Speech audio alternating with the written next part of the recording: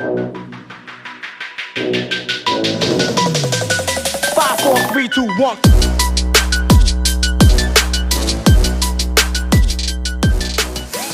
All right, welcome back into H2H. It is week number 17. Tasos, I keep getting weirded out the last few weeks. I'm like week 15, week 16, week 17. It seems like the football season is here and there like that. I know we still have a couple weeks left and the playoffs, but it is weird to be this late in the season. I am, fortunately for me, unfortunately for you, coming off of a dub last week. It was a weird NFL week, but the NFL's been my game this year. It's been tough to beat me as it was for you last year. So, 10-5 here. You're not eliminated mathematically, right? I think No. you technically can still. We have the preseason episode, and then do we have 5 or 6 technical episodes left? Yeah, including this one, we have 6 left. Okay, so there you go. So you're not out of it yet, but how you doing? Merry Christmas to everyone out there. This is coming out a couple days prior to, but happy holidays and Merry Christmas. So thankful. I've been saying that in all my videos as of late, so I feel like it's a broken record, but you know what? You can never say it too much. The more the merrier. No pun intended. Tasos, how you doing? You know what? Doing all right. It's the holidays. Merry Christmas, everybody. Hope you guys have a great holiday. And like you said, you've been saying in every video, and I've been seeing that. It shouldn't take a holiday. You've been saying this. I'm kind of stealing your line here. It shouldn't take a holiday to be thankful for you guys, but it just, kind of gives us a chance to stop, smell the roses, pause a little bit, and I'm really using all your lines right now. Stop. You are smell the roses. I said that's awesome. But if you can't tell, I do watch your videos. But yeah, just kind of stopping and taking the time to appreciate everything. Like you said, I think it was yesterday's video. With everything we've had the last month or so, with the YouTube stuff, this community has been fantastic. With my Sunday's video with the Oracle, I let people know my grandmother's not doing too well. The support I had was unbelievable. This community is awesome. So I just want to take the chance to say thank you. Hope you guys have a great holiday. Hope Santa Claus is good to all of you. And as for this, there was a little room for error, right? I had a little room left to lose, but now it just gets so much tougher. I'm not. Your back's out against of it the yet. wall. Your back's against the wall now to a decent degree here. Now, if I can win the preseason video, I'm not going to go into all the things. I right now have the lead in that video. I basically need to go 5-1. If I have that win, I need to go 5-1 the rest of the way. Because remember, the rule is that as long as I get to 11 wins and we tie it, because I'm coming from such a low deficit, I'm coming back from such a low margin. I think that I said that right. Yeah. Coming back from such a huge deficit, from a large margin. Yeah. If we tie it, I'll take the W. That's the rule we created last year too, because I was winning by so much. If Evan came back, he didn't. But if he had come back and tied it, he would have won. So there's still a path. The only thing is, though, I can basically only afford to lose one more week. And realistically, I should probably aim to win every single week just to be safe. But I basically have to go 5-1 the rest of the way. So it's a challenge. You've been really good this year, but you know what? We'll see. You probably should have started your aim to win every single week. Week number 1. That probably would have helped. You know what I mean? If you had that mindset, maybe we'd be a little bit more neck and neck here. But I did want to say one thing about what you said about the community, whatnot, and it is so true because obviously we've had our BS that we went through, and all you guys watching and listening kind of rallied around us, which obviously just validates our thoughts about where we can take this thing even more. But Tasos and I read all the comments. We interact with the comments. I don't know if every creator out there does that or cares about it, but even when we're taking jabs at people or whatnot, it's this is a community, you know what I mean? Even when we get the negative comments, we're reading it. Sometimes we'll respond to it. I do the guppy alerts, but it truly is I think that both Tasos and I and Trey recognize that it takes you guys watching to make us, in a sense. So I don't think that that's a common thing, Tasos. So yeah, I mean, you said it because I've said it before too. It shouldn't take holidays to be thankful, but it is a good time to be yeah, you know what? Let's all be thankful for what we have in our life. But it was an interesting week last week. I had another good NFL week. It didn't look like it was going to be a good week, and then all of a sudden I look at it and I was I went 9-5 on Sunday. Last night's Monday Night Football, I hit 2+ money plays. I don't know. The NFL, like I said, has been kind of my jam this year, having a good year overall, and it's carried over to H2H. Because last year, I did have a good NFL season, but it just seemed like everything I picked in H2H, you one-upped me type of thing. So we'll see where this goes. We do have double downs in play. We have fade me in play here. This is a show in which the picks can be a little bit different than just giving your favorite plays. So excited to jump into it. All the rules and whatnot will make sense if you guys are new moving forward, but in the rest of the episode here. But Tasos, you got anything else to say before we jump into it? The thing that's funny is in the way that you said it, like this year, like you just are doing good on every video. It's very funny because like I'm having a good NFL season, like on the Oracle. If you guys have been watching the Oracle, like we went 8-5 again this week on single bets. We're now 104, 69-4. Like we're having a great year, but for some reason, H2H, I keep losing. But not only H2H, I don't know if you've seen the Sunday Night Football picks videos. I don't know what's happening. The last 3 weeks, I've been getting eviscerated on Sunday night. I don't know what, because like I'm literally picking winners every single game except for the game where I do the single videos. Yeah, it's been even HH too. Like, like I said, I gave out 13 picks on the Oracle. Some of them which were, I gave out Broncos, I gave out Buccaneers and Rams. Like all the picks I basically gave out. Every pick almost hit except for the H2H pick. It's like H2H has a little cursor blemish on when you take it in H2H, it's going to lose in your video. You should start splitting them. Take it in H2H and take the opposite in Oracle. You'll be right at least one. I know, kind of hedge my bets there on the Oracle. Yeah. I know. But all right, guys, we're going to see a wheel on the screen here. Before we do that, hit that like button, hit that subscribe button. We do mean what we say. I know it sounds like it's probably just filler and whatnot in the beginning of the video talking about how thankful we are, but think about this channel's growth. Like, we are so damn lucky to be here in front of you guys on your screen right now. So hit that like button, hit that subscribe button. Let us know, do you think Tasos can do it in the comments down below? He needs to go 5-1 in the last 6 weeks and win the preseason to potentially pull off his back-to-back championship of H2H. I think I got it this year, but you know what? I'll knock on wood for that. Let us know in the comments. Do you think Tasos can do it? Hey, any given day, you never know. Very true. All right, guys, going to take a quick break for a second to talk to you about Outlier, the exclusive partner and sponsor of H2H. If you guys don't know what Outlier is, I'm going to show you in just a second. Check it out with the link down below in the description, 7-day free trial. So right here we have the Insights tab, which is an amazing tab if you are running late or don't have all the time in the world to put towards researching, right? What this is going to do, you can head up here and say, okay, well, say we're looking at player props. Say we only want, spots that are minus 130 and inside that. You can apply that. You can even go through and say, okay, well, I'm going to be watching, the Ravens this week. You can filter that. All of a sudden, now we have player props that are trending, that are inside minus 130, that are only player props, like I mentioned. And hey, I'm going to be watching this game, right? I only want to look at overs. Now we have everything in front of us that we do want to look at, and you can go through here. Lamar Jackson has exceeded 44.5 rushing yards in 9 of his last 10 games on the road, exceeded 263.5 pass plus rush.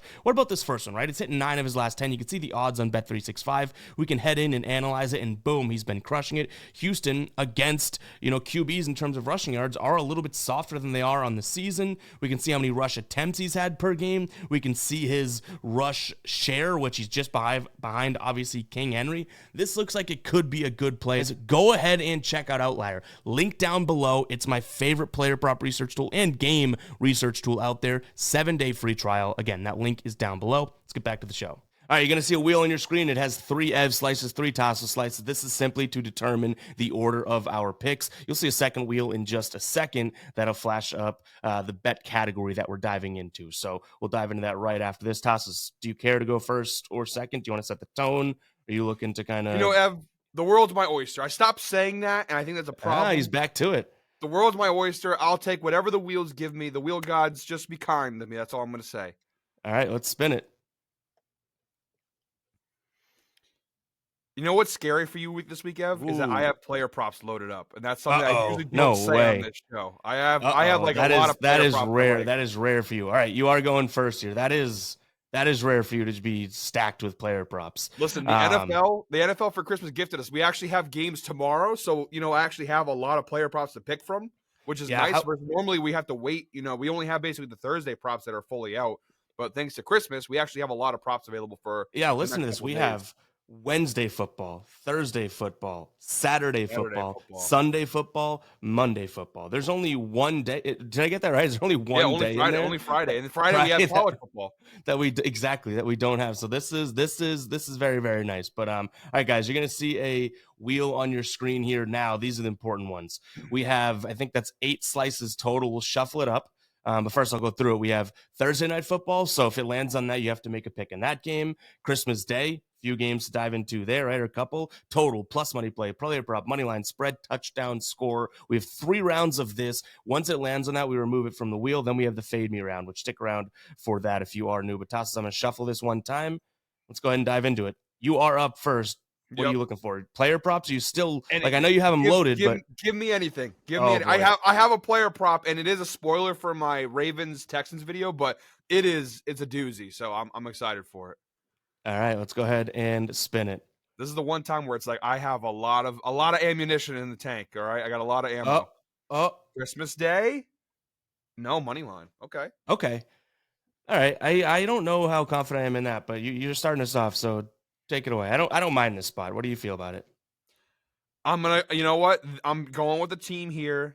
They kind of screwed me last week, but you know what? I'm going to put my faith in them once again. I am going Denver Broncos money line here, plus 142 on FanDuel. Look, on Saturday, 4:30 p.m. kickoff. Look, I know the Bengals. It's a great story. They're 7-8. Everyone's saying, "Oh, you don't want to play the Bengals in the playoffs and all this stuff." But guys, the Bengals are 7-8 for a reason. Yep. Their offense is still solid. Don't get me wrong. Joe Burrow's been cooking. They've got the weapons and everything, but this defense is just plain bad. And the only reason, truthfully, that game wasn't closer was because the Browns were chicken and benched Jameis and put Dorian Thompson-Robinson, who can't do anything with the football. I just don't trust the Bengals defense. I think that this is a tough spot. The Broncos obviously coming off a loss. This is a massive game because if Denver loses this game, they are the ones that, the Patriots play the Chargers, right? So the Chargers should, with the win against New England, clinch their playoff spot. The Broncos are that one team that have the risk of falling out of the playoffs. They have to take advantage. If they lose to the Bengals, it creates a lot of bad scenarios for them. Obviously, the Bengals would have the tiebreaker. It just opens the door for Denver to potentially miss the playoffs. If Denver wins this game, they clinch the playoffs officially. That's it. All they have to do is win, and they're in. And I just think it's a good spot for them. I know they're on the road. This defense is so good that they should be able to at least slow the Bengals down a little bit. The reality is right now, you're not going to stop Burrow. You're not going to stop this offense. It's too good. But I do think you can at least slow them down, maybe get a couple stops here and there. And then on the flip side, the best Viagra for an opposing offense is playing the Bengals defense. I think Bo Nix, kind of struggled a little bit versus the Chargers. Now he gets to play the Bengals. I think that he should have a pretty decent game here. I think Denver has a clear advantage in this matchup. I think their defense can get a couple stops. Their offense will be able to get basically whatever they want against this Bengals defense. They cannot make a stop. I think for plus 142, this team, it's crazy that they're an underdog because they're 9-6. They had that Chargers game for most of the game. They were leading most of the game, and then second half they kind of collapsed. But this is a good Denver team, and you're giving them as an underdog versus the 7-8 Bengals. I don't like it. Give me the Broncos plus 142. I should say I like the pick. I don't like the Bengals being favored in this game. Yeah, I don't mind the value here. I do think that Cincinnati's playing for a little bit of like pride right now, and sometimes it's like the team that has nothing to play for might play better because they've had Jamar Chase yapping, Joe Burrow's gotten some flack and whatnot. So I do think that gives Cincinnati a little bit of like a oomph, but it shouldn't really compare to Denver. Obviously, I think that they still should be. I mean, this solidifies it, right? They still should be okay in terms of playoffs. Can they lose? No, so if Denver loses this game, they're wide open because I think the last game they play a tough. I want to say. I don't know what their schedule is. Let me see if I have that up. The Denver they play Kansas City last. Yeah, so that's tough. Okay. Yep. That's tough. Yeah, so definitely. Now the Chiefs may have nothing to play for at that point, which could be the advantage. They might sit Mahomes, but they have Carson Wentz. So you throw him in, you never know. So and then that's the thing. If they lose, Bengals have the tiebreaker. They have the door right there to bounce over. Okay, so that makes sense then. So I was gonna say that Denver still kind of, and they are still in a way better spot than the Bengals overall. But even more, I guess the Bengals do have more to play for, so that worries me. The one thing I would have said, and this is if I were to talk about this game, I don't know, 5 weeks ago, it'd be like, well, if this turns offensive, then the Bengals are gonna run away with it. Denver's offense has been great, like whether Bo Nix looks good or just the offense in general, like they've been playing really, really well. Now, have they played the best defenses? No, but they showed they can play well against a good defense against the Chargers last game. Before that, it was Indianapolis, Cleveland, Las Vegas, Atlanta. Yes, maybe their numbers were inflated, But overall, yeah, I don't mind your pick. If this were flipped, like if the Broncos were even minus 115 and whatnot, I don't know if I'd like it as much. I think that this is Agreed, yeah. is pretty to me crucial that you're getting that. What is it? Plus, you said plus 140, Plus plus 140. 142 Yeah, for a that's 9-6 team is pretty yep. crazy. Yep, that and with playoff implications at hand. So yeah, that I definitely don't mind. And honestly, if you look at the Bengals at home this year versus on the road, 2-5 on 2-5 at home, 5-3 on the road. So they've actually been a better road team. So Denver has like they're getting the Bengals in the stadium they haven't played well in. So yeah, I don't mind it. I don't know if I again like I would have a bad taste in my mouth after you caught that L last week from Denver, but for plus 142, I don't mind it. I just think there's also a massive public bet. Like this is going to be the pub. Everyone loves Cincinnati right now. They're the public darling. Everyone wants the Bengals to make the playoffs. And just showing the numbers, a lot of bets. 66% of all bets are on the Bengals. So like a lot money line, 73%. There actually is a little bit of sharp action on Cincinnati, which is a little concerning for me. But it's still a little early in the week, so that'll probably change as time goes on. But they're a public darling, and sometimes these public darlings, it's a good chance. Like I said, for plus 142, that value is way too sweet to not take it.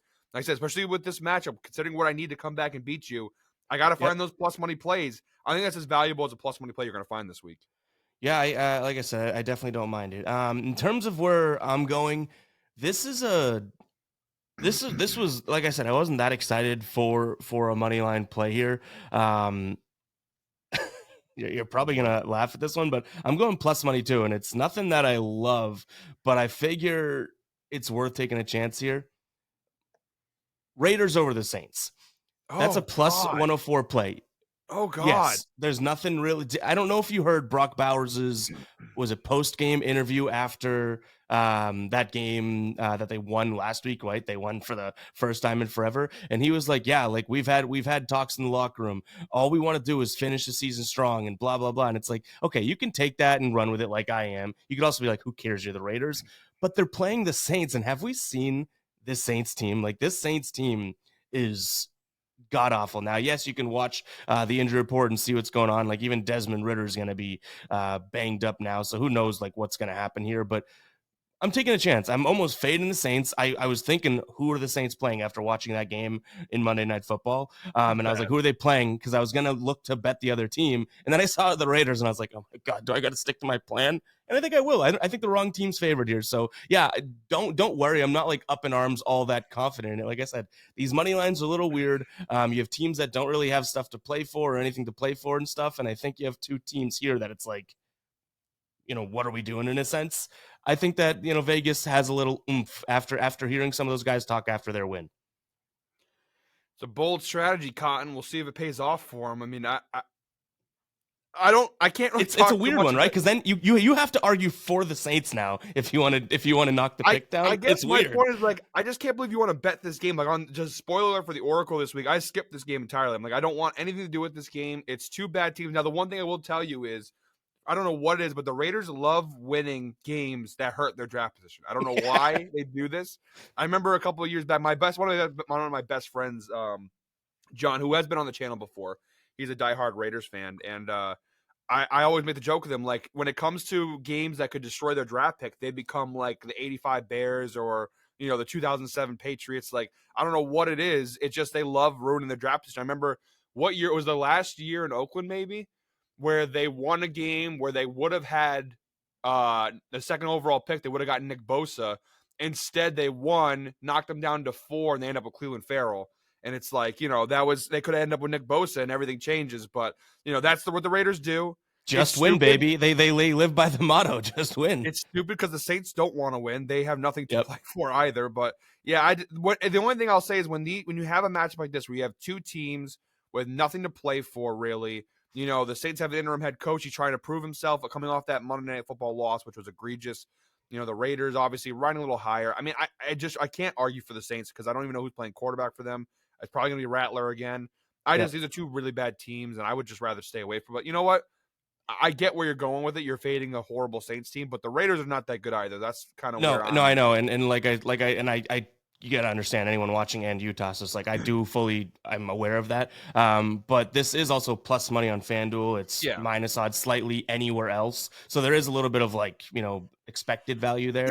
It really is just kind of like a spot where I think that the Raiders have, like, the Saints are, I think, punting, and the Raiders have some young guys and whatnot that they're trying to build, which I don't know if they should be, to your point, but like they are. And honestly, shout out to Brock Bowers for the season that he's having. Like, that dude is a freaking beast. The term generational talent gets thrown around a lot with draft prospects, like Kyle Pitts, generational talent. He's a generational, horrible Bust. draft pick, but He's a generational bust. that interception he had in the last game where he had it near the end zone and just threw it up in the air, that was egregious. But Brock Bowers is legitimately like a generational tight. Like, he's going to be the best tight end in the NFL. He just set some records, right? With like 100, he's the first rookie to get 100, and then 1,000 yards. He became like one of 3 or something. Yeah, he's incredible. He's going to be insane. Like, he's going to be a threat in this league for a long time. Unfortunately, for the Raiders, they probably won't have a quarterback for a long time. True.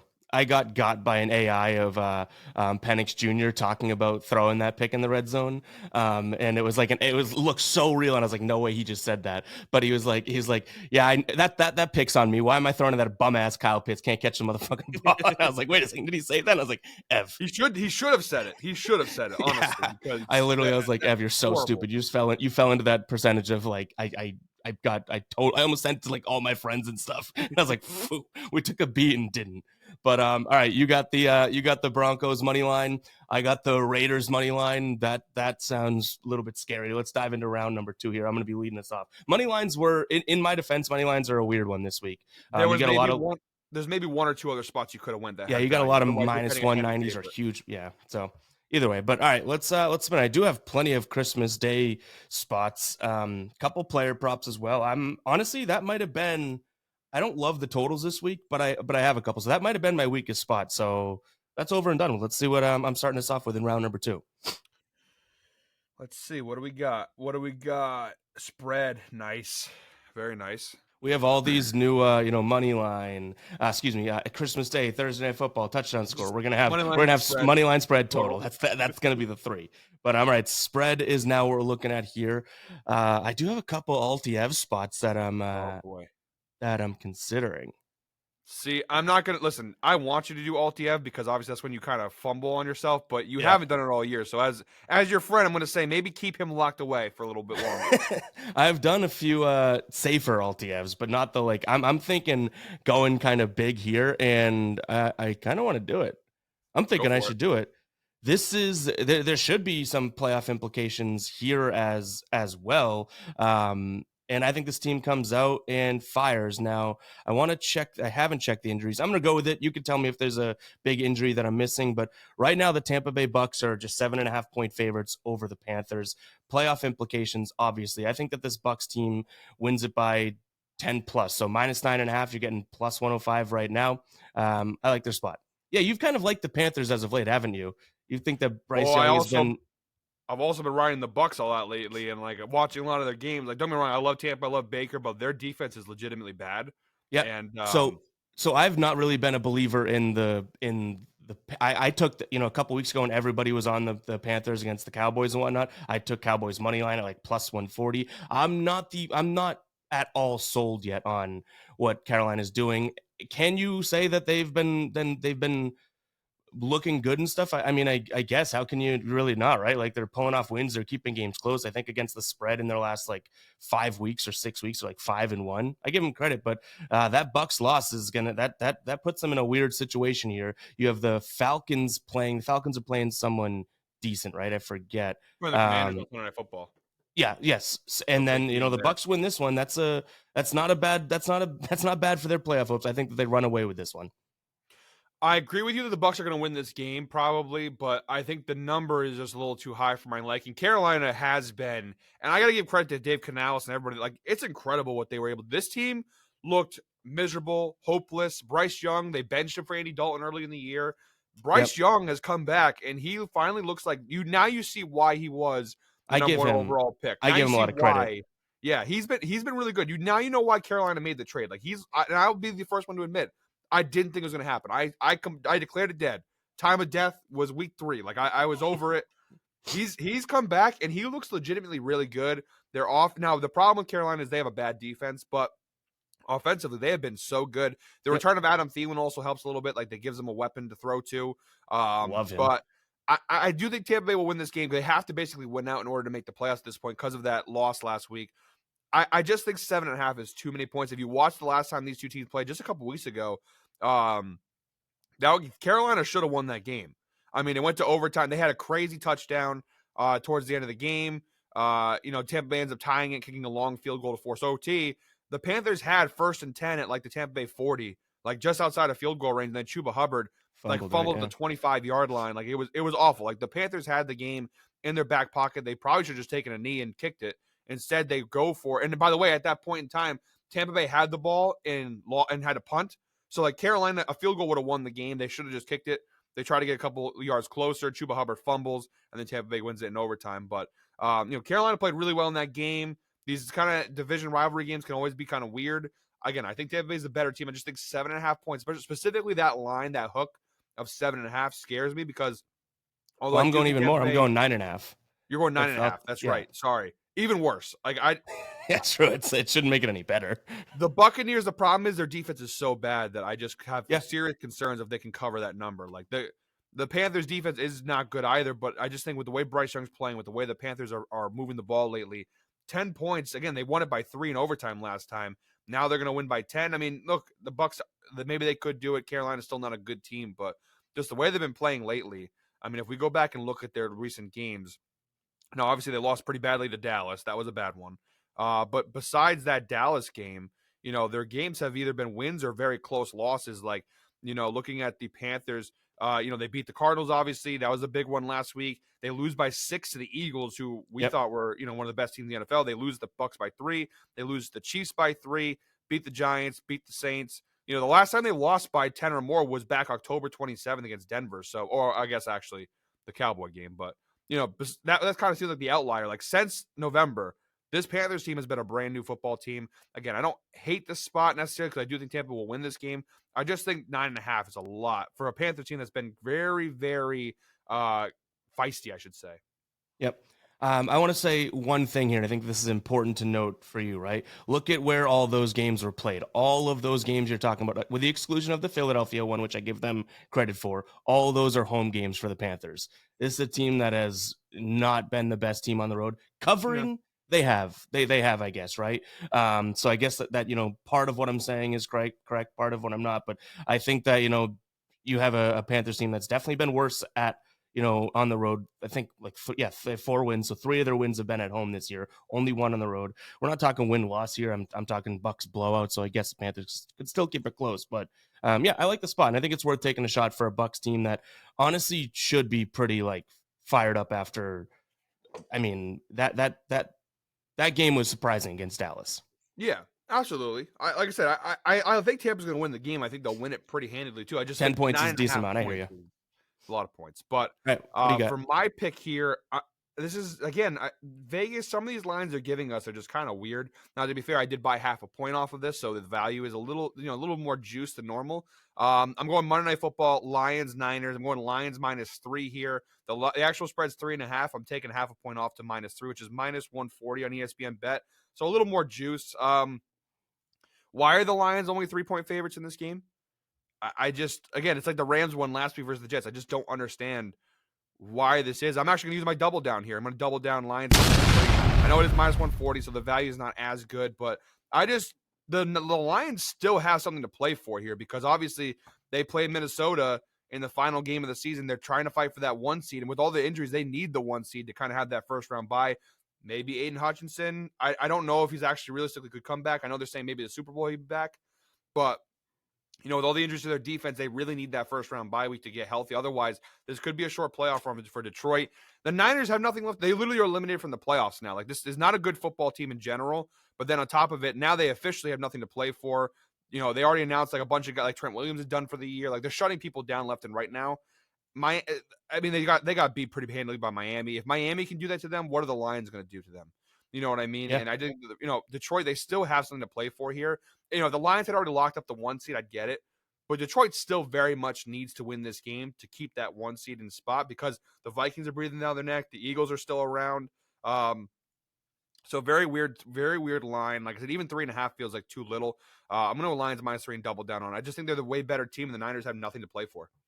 Yeah, I've been saying, I mean, and no one doesn't like the Lions, so no one should take this the wrong way, but I've been saying that the injuries are massive for the Lions and all that. And it is true. You know what I mean? Like this we've seen them struggle to some degree with some of the injuries that they have, but it's not on the offensive end. You know what I mean? Like they're still just able to put up points and do what they want. Like, you know, a lot of people I saw loved the Bears last week, and it's like, well, even if the defense, I mean, the Bears aren't the best offense, right? We kind of know that. But even if they did put up, you know, 27 points as the Bears, the Lions would have beat them by 7. You know what I mean? It's like the Lions are just putting up points. So I like that spot. And I do think that this week is almost, I believe, okay, I did this earlier, so I could be totally wrong here. But if Minnesota loses this week, even if they beat the Lions in week number 18, and the Lions win this week, right? So Lions win this week, Minnesota loses, and they have a tough matchup, Green Bay. Yeah, Green Bay, yeah.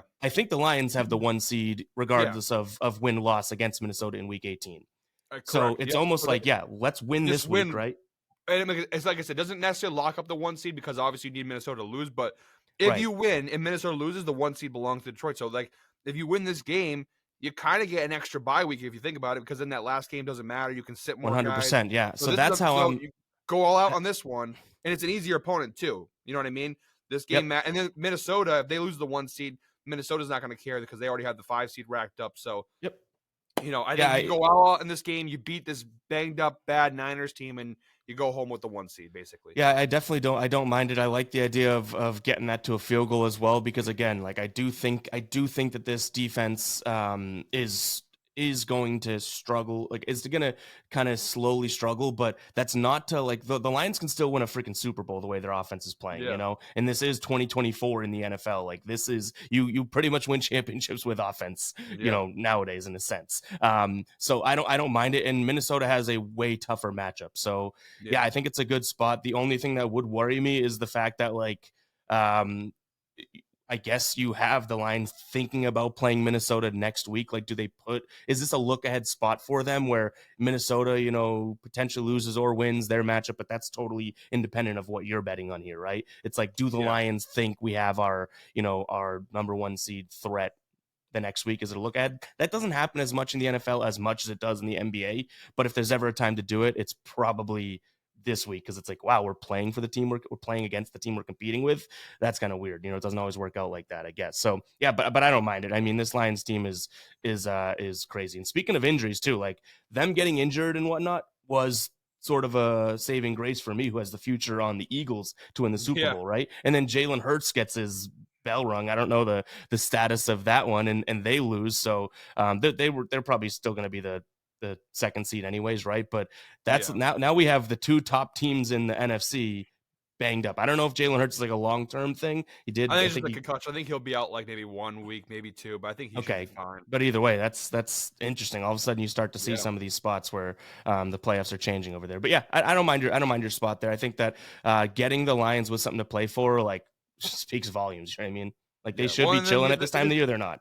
As much as playing as much as I love it because of the Lions, the Niners have only covered the spread once since the month of November. Like October 27th, they covered versus Dallas. They didn't cover again until December 8th versus Chicago, and then they haven't covered since. So this team has been a cover nightmare over the last 2 months. I don't think that changes. So, especially now that they have nothing to play for, I feel like they're just going to pack it up and go home. Losing also probably helps their draft pick too, which is another thing they need to focus on now at this point, because they need some reinforcements in the offseason. So, yeah, I don't see the 49ers putting much of a fight here, even in prime time. So, double down feels appropriate in that spot. Yep, fair enough. I don't mind. I think that could be a good little good spot for you. All right. We now have everything on the board except for spread and money line. You're going to be going first here in round number 3. Call your shot. I know you say the world's your oyster. You want the player props? You just say you have them in your pocket. Like, what are you actually looking for here? Ev, I want anything the wheel gives me. I have everything. My God. This is the 1 week where I have ammunition in everything. I have 6 guns, and all of them are heavily loaded and they're ready to go. I don't actually have 6 guns. YouTube, please don't flag us.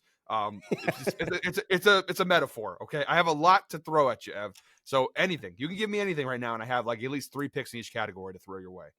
All right, I'm pretty much good to go with, except for I don't really love Thursday Night Football, and I'm not all that thrilled with touchdown score, though I do have one. So I kind of want Christmas Day or player prop. I think that those would be my preference. So let's spin it. But you can get whatever you want here. Let's see what we get. Touchdown I score. really gotta I have stop one. doing that. I have one really good one. I have one. I hope you don't take it. I think I'm all going right. to Touchdown score is going to be the last one here. Yep. All right. So making sure I take this from you before you have a chance to take it. That's why I'm actually happy we got it now and not earlier. I'm going Nico Collins. Okay. Anytime touchdown score against the Baltimore Ravens. It's just a great spot. Using by the way, guys, if you haven't become a community member of Guy Boston Sports, Ev does these great charts weekly for the NFL. I've been using them. I've actually been taking a look at them recently. And there was one thing in your little Ravens-Texans chart that caught my eye. It's the fact that the number one wide receivers, when they play Baltimore, their percentage goes up 46%. Like, yep. they exceed expectation by 46%. That's their production, their DVOA, defense versus position production rate, right? Yeah. Yep. It's bright. It's dark green, actually. It's dark green on that chart, which means it's a good spot. And also, just in general, the Ravens, the one weakness they have is their secondary. It's not very good. Now, it has gotten a little bit better recently.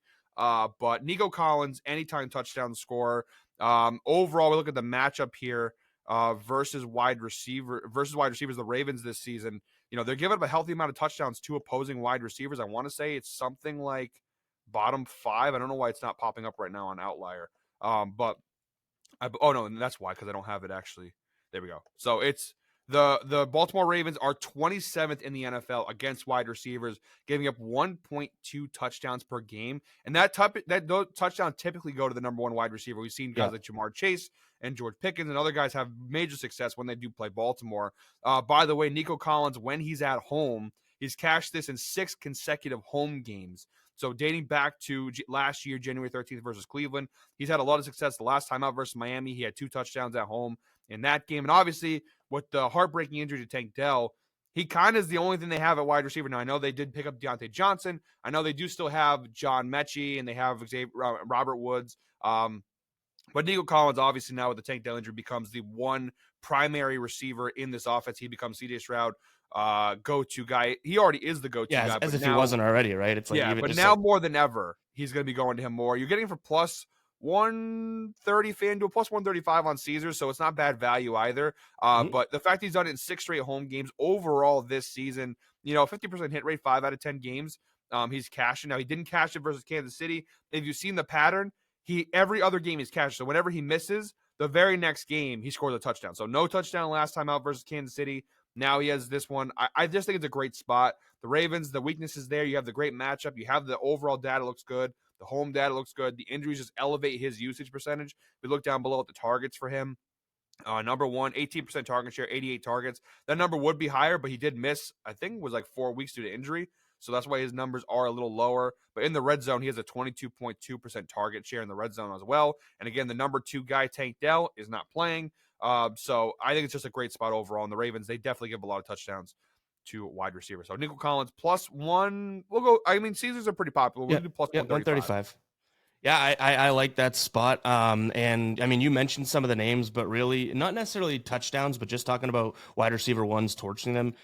I mean, last week, I guess Calvin Austin, I wouldn't deem him the wide receiver 1, but who really is the one without Pickens? We don't really know, right? So he had a good game. But then you look at Malik Neighbors, 10 catches, 82 yards, and a touchdown. Before that, A.J. Brown, 5 catches, 66 yards. Lad McConkey had over 80 yards on 6 catches. Jamar Chase has torched them. George Pickens has torched them. Jamar Chase, I think you talked about him having a good game. He had 11 catches, 264, and 3 touchdowns against Baltimore at one point. So it's a pretty good game. So clearly wide receiver ones can kind of go off here. And I thought immediately once you were talking about that, I was like, targets. Like, he's going to get the red zone targets. Dalton Schultz still is a viable target in the red zone, but just not nearly Nico Collins level. So I don't mind it. I know you mentioned Baltimore allowing 1.2 touchdowns against 2 wide receivers.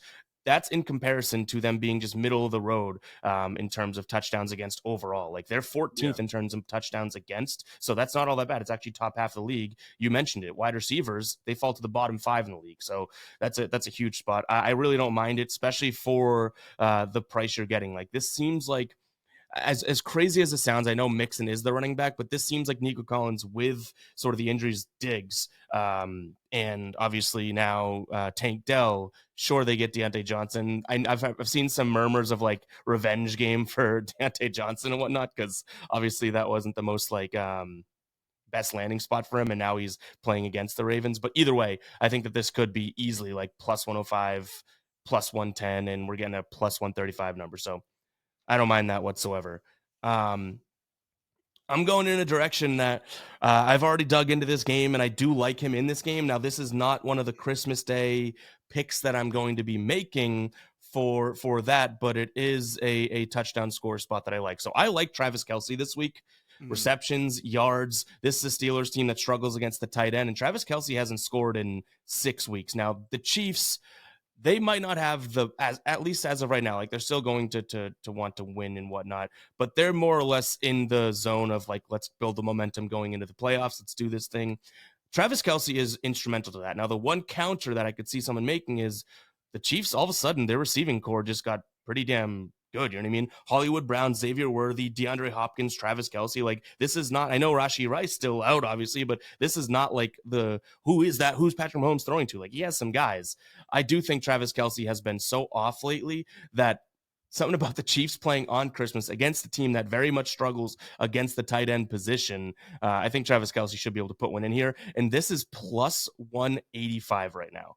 That's what I like about it. You know what I mean? Like, we can't, I'm not the biggest Chiefs fan. Obviously, they've scorned us as Patriots fans, and we've had that little brief rivalry. But like plus 185 for a favorite target of the best quarterback in the league against a team on Christmas, the team that struggles against tight ends, it just seems like it's a spot for me to jump all over. So Travis Kelce, plus 185 touchdown.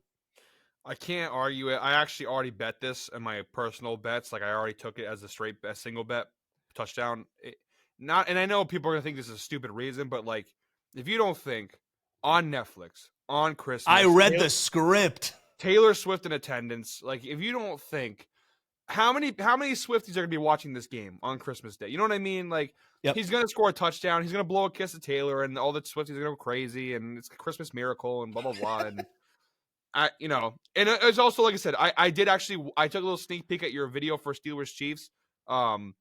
So I heard your whole spiel about their data, and it is right on. Like they do struggle versus tight ends. It's the one area of their defense where you can go ahead and attack. And like you said, I think he's just kind of due. He hasn't scored in 6 weeks. Six straight games he hasn't scored. I think he's just due for it. And if anything, them getting Hollywood Brown back, them getting more receivers back, it just opens the field up more for Kelce. True, fair, yeah. It just takes more defensive pressure off him because now you have to focus on Brown and Hopkins and Worthy, and it takes some of the defensive pressure off of Kelce. So yeah, I have no qualms. Actually, kind of mad at myself I didn't take this pick, but great pick.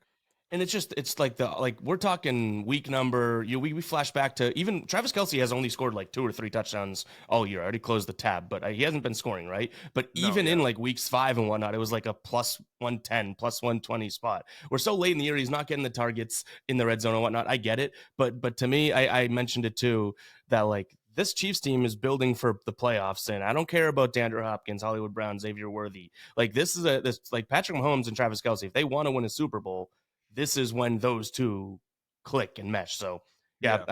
I think it's good. I honestly like both of I might jump on board with you with that Nico Collins pick. So I like that. No Christmas parlay. We could do that. Yeah. Parlay the two of them together. Yeah. Let us know in the comments if you like that, guys. Tasos and I could also maybe we put those two guys, a couple other picks. We each pick 2.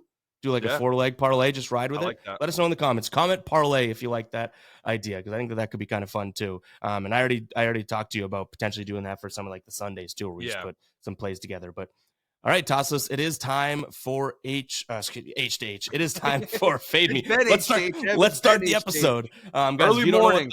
If you don't know what the Fade Me round is here, it's really cool. All we do is spin that wheel that you saw in the beginning of the show. Now it does have a little bit more slice. I doubled it up here. Whoever this lands on is going to make a pick. It does not have to follow any sort of category. We're not spinning another wheel, anything like that. You get to make a pick. The other person has to fade that and take the opposite.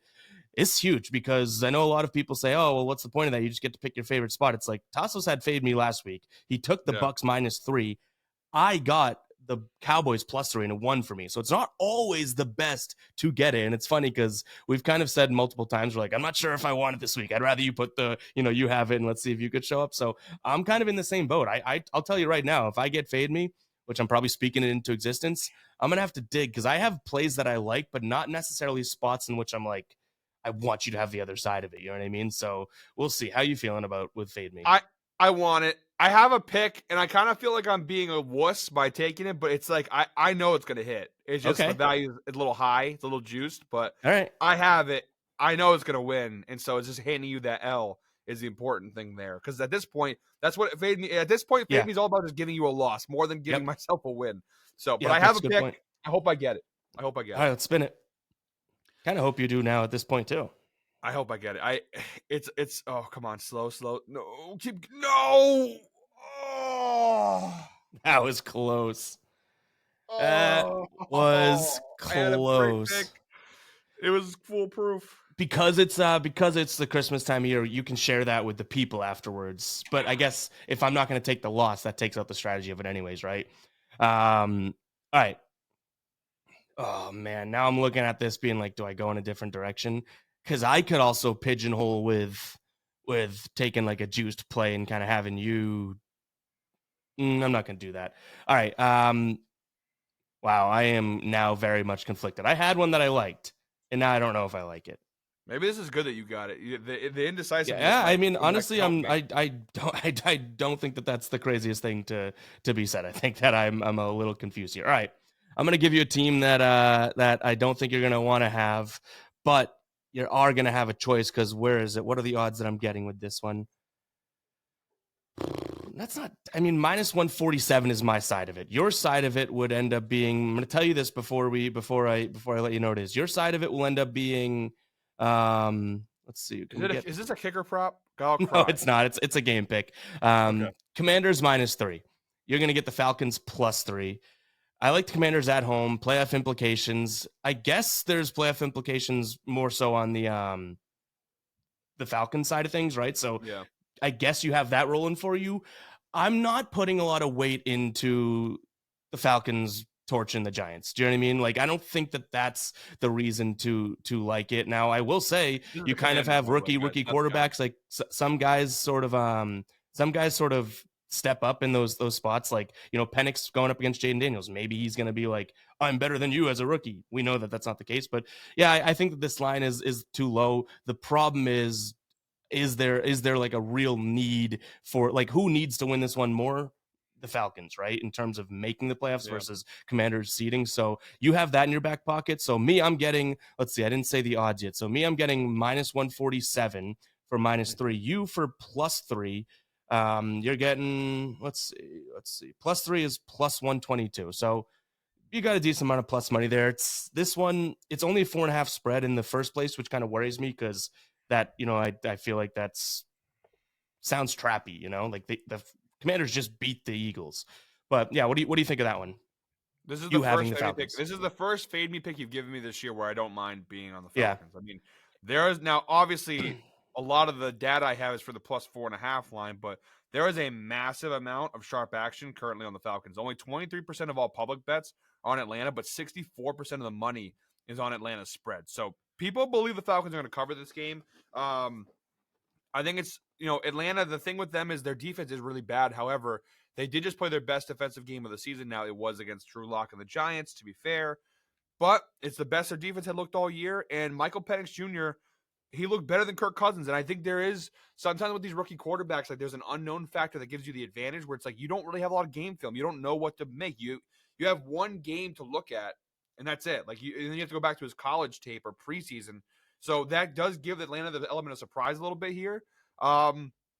The thing with Washington is they're coming off a really big win. It kind of feels like a little bit of a letdown spot for them, coming off a massive win against the Eagles. They don't really have a lot to play for here. I think they basically have a playoff Mhm. spot locked up now. I know not technically, they could still, end up missing the playoffs if some crazy scenario happens, but they're in a pretty good spot at 10-5. The Eagles win basically guaranteed them a playoff spot. I know Atlanta this actually is a pretty big game because Yep. if the Falcons don't win the division, but they finish with 10 wins, they get the wild card, potentially some other stuff. Although I think if the Falcons win out, they get the division anyway. So I think no matter what, big game playoff implications, I don't mind being on Atlanta here. I think Atlanta is a scary, decent team. They have a lot of weapons to throw your way, and Washington's defense is not the best. So this game feels like it's going to be a high scoring shootout kind of game, and it could come down to who has the ball last. Now, obviously, Jaden Daniels of the Commanders, I trust them a little bit more offensively. But Michael Penix and the Falcons, you just don't Yep. know. So I don't love being on this side. If I had to pick a side, I'd rather be on Commanders -3. But I don't. I've put you in worse hate, spots though this year, right? yeah, I don't hate being on the Falcons. At least I'm not taking under 7.5 kicking points for a kicker. You know what I mean? Like, I will say this. Now, this is some more information. Drake London's listed as questionable, but I just saw too that even I think the coach said he could have. Raheem Morris said he could have entered the game last week after he left. So like he exited early. He could have. They didn't need him, right? So he'll be fine. And it looks like we're gonna have 65% chance of rain in Washington. So that probably helps you. And if this is not a like, you know what I mean? If this were to turn totally offensive, Washington's going to have that advantage. So if this is a close one, now you have a field goal in your back pocket. Sure, I guess. And honestly, with a fade me at this point of the year for you, you might even take a push, right? Like a push. Yeah. That means that you just don't want me to get wins on the board. You want to trust your other 3 picks that you have, the ones that you actually made. So technically, I guess all year long, if you get dealt a fade me and you can push, like I just have the -3, that's almost a win because now you took away one of my picks in a sense, and you just have to rely on your other 3. So yeah, I don't like I said, it means more. There's so many reasons to like the Falcons, but I think this Commanders team is obviously just very good. So I almost wish you had. What would you have done if you had fade me? Obviously, you'd had a juiced play, right? What were you gonna roll with? I was going Chargers money line -200 against the Patriots because the Chargers, kind of the same thing the Broncos. If the Chargers win, they officially clinch a playoff spot. If they lose, now they open the door for Miami, for the Indianapolis, the Bengals don't have the tiebreaker, but they open the door for some trickery. And I think New England, don't get me wrong, they've been feisty and they played Buffalo tough, but I think the market, people are going to overvalue that Patriots-Bills game. And they're like, oh, Patriots played Bills tough. They could beat the Chargers. I think the Chargers will take care of business here. Also, I think if you're New England at this point, I know people say they don't care about this stuff, but Kraft has already guaranteed Mayo his job, basically. You have a top 2 pick. If they win this game, New England goes from number 2 to like number 8. Yeah, it's way different, yeah. Way more important just to lose these games. They could, I don't think the Giants will win another game, but there's a scenario where you have the number 1 overall pick, potentially if the Giants happen to win a game here somewhere, you know what I mean? But worst case scenario, you have as long as you lose these last 2 games, you have the number 2 pick. Yep. So I think that's way more important than winning some meaningless game against the Chargers in December. Like, I know the coaches and players, they don't really care about that stuff, but if Mayo's already been guaranteed his job, he'd be lying to all of us if he said he wanted to win more than get that draft pick. Because if he has been guaranteed his job, whether you take, let's say, Travis Hunter, number 2 overall, or you trade that and get more picks and you take a tackle, so many scenarios for the Patriots, but they need to lose these games. I don't think it'll be too hard because the Chargers are a good team. With again playoff implications there. So I thought Chargers -200 was basically a lock.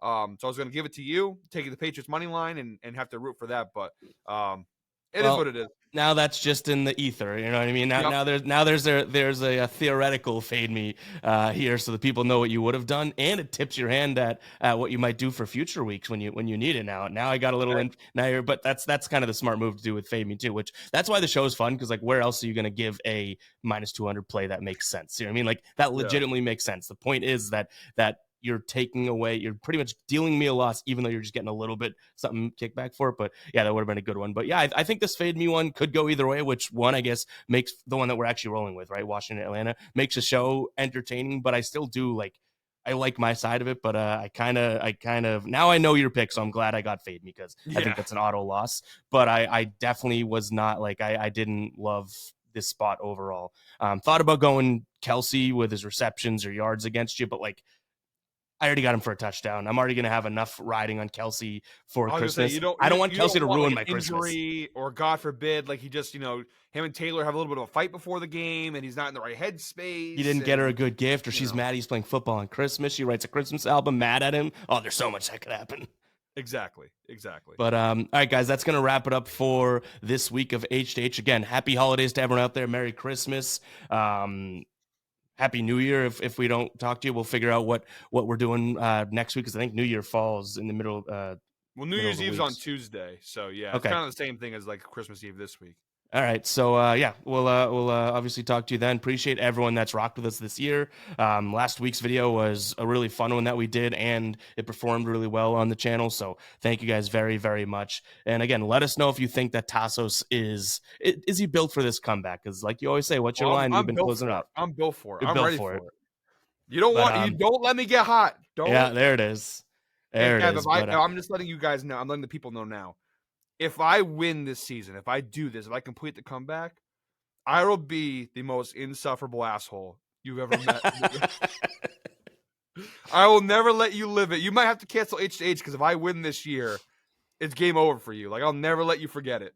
Yeah, unless no, I guess there's no unless, right? Like, if you come back, that's and you have it over me, that you'd be like, you had the same lead last year and you closed it out, right? Yeah. So it's like, that's tough. The only way you could ever outlive it is if, like, next year, for example, I go off like to a 10-0 start, and somehow you come back from 10-0 down and do it. Like, you know what I mean? Like, it would take a mass, or you have to just completely sweep the board. You know what I mean? Like, that's the only way you could ever outlive it. But if I do this, Ev, it'll be Team Tasso forever. I don't even want to think about it, because I know that that's not happening, and I think we both know it's not happening. So you never know. Right. You never know. It's all right. But any given week, any given day. Yeah, but all right, guys, that is gonna wrap it up. Hope you guys did enjoy, and yeah, we'll catch you guys in the next one. All right, peace out. Merry Christmas.